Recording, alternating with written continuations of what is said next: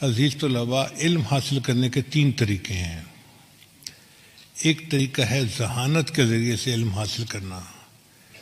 جو طالب علم بڑا ذہین ہو، آئی کیو لیول بہت اچھا ہو، تو وہ استاد سے بہت جلدی علم سیکھ لیتا ہے۔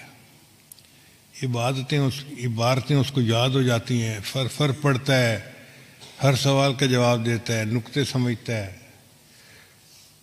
تو ذہانت کے ذریعے سے انسان علم حاصل کر لیتا ہے، مگر ذہانت کے ذریعے سے جو علم حاصل ہوتا ہے اس میں عبارتیں تو یاد ہوتی ہیں، عبادتیں یاد نہیں ہوتی۔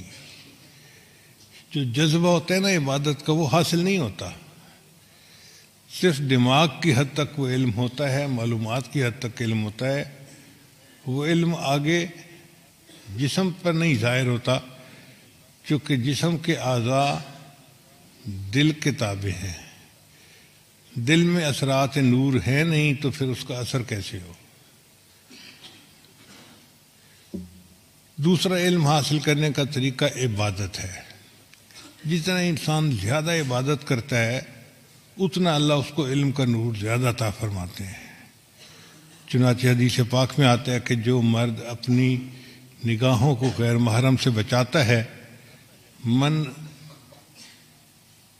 عمل بما علم ورثہ اللہ ما لم یعلم، اللہ اس کو وہ علم عطا فرماتے ہیں جو پہلے اس کے پاس نہیں ہوتا۔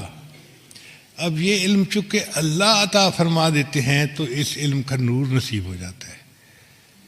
اس لیے یہ نور اس بندے کو عمل کی توفیق دے دیتا ہے اور بندے کے عمل میں اضافہ ہو جاتا ہے۔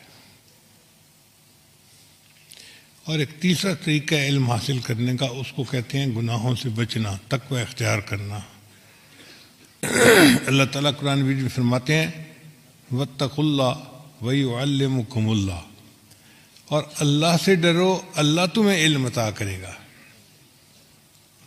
تو جو انسان گناہوں سے بچتا ہے اس کو اللہ علم عطا فرما دیتا ہے، اور یہ علم جو ہے یہ اپنے نور کے ساتھ بندے کو ملتا ہے۔ تو 3 طرح سے انسان علم حاصل کرتا ہے۔ ذہانت کے ذریعے سے، مگر وہ معلومات ہوتی ہیں۔ عبادت کے ذریعے سے، اس میں عمل کی توفیق مل جاتی ہے، اور تقوی کے ذریعے سے، اور وہ بھی علم انسان کے عمل میں اضافے کا سبب بنتا ہے۔